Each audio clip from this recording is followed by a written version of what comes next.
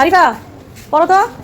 একটি আয়তাকার শ্রেণীকক্ষের প্রস্থ 7.5 মিটার এবং ক্ষেত্র কি? ক্ষেত্রফল 78.75 বর্গ মিটার। এবার ক নাম্বার? শ্রেণীকক্ষটির দৈর্ঘ্য কত? খ নাম্বার? শ্রেণীকক্ষটির প্রস্থ 2 মিটার বাড়লে ক্ষেত্রফল কত হবে? তাহলে আয়তকার শ্রেণীকক্ষ, ধরো আমাদের এই শ্রেণীকক্ষটার কি দেওয়া আছে? ক্ষেত্রফল দেওয়া আছে, মানে সম্পূর্ণটার দেওয়া আছে। সম্পূর্ণ মানে ক্ষেত্রফল মানে কি? দৈর্ঘ্যের গুণ প্রস্থ, মানে দৈর্ঘ্যের মাপও প্রস্থের মাপও টোটাল দেওয়া আছে। আর কি দেওয়া আছে? প্রস্থের, কিন্তু দৈর্ঘ্যের মাপ দেওয়া নাই। তুমি বসো। তাহলে আমরা তো সূত্র শিখছি না? কি বলো তো, মনে আছে কিনা? দৈর্ঘ্য গুণ প্রস্থ বর্গ একক। আর দৈর্ঘ্যের সূত্রটা কি? ক্ষেত্রফল ভাগ প্রস্থ একক। আর প্রস্থের সূত্রটা হচ্ছে ক্ষেত্রফল ভাগ দৈর্ঘ্য একক। তাহলে আমরা শুধু সূত্রটা বসাই দিব দৈর্ঘ্য লিখে। আর কি দেওয়া আছে? ক্ষেত্রফল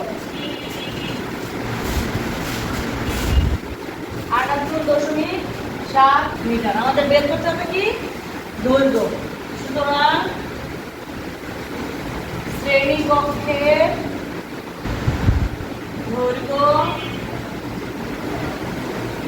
দৈর্ঘ্য সমান কি? ক্ষেত্রফল ভাগ প্রস্থ। সূত্রটা এটা না? তাহলে ক্ষেত্রফল কত আছে? এটা 78.75 ভাগ এটা 7.5 মিটার। এখন যদি আমরা ভাগ করি, তাহলে ভাগ করতে লিখি এখানে দশমিক আছে, এখানে দশমিক আছে, তাহলে দশমিক কোথায় দিতে হবে? 8.75 গুণ কত? 10, কারণ এটার পরে এক ঘর আছে, এক ঘর আছে না? 7.5 গুণ 10 মিটার। তাহলে এখানে কত?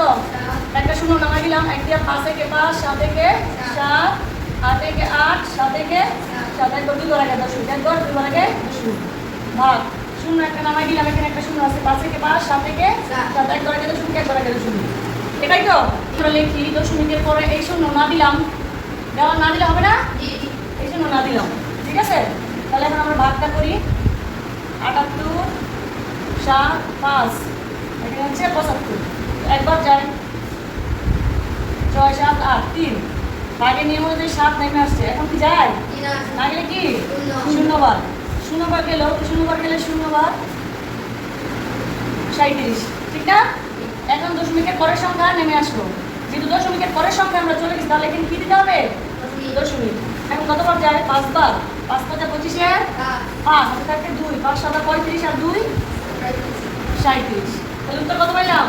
10.5। দৈর্ঘ্য কত? 10.5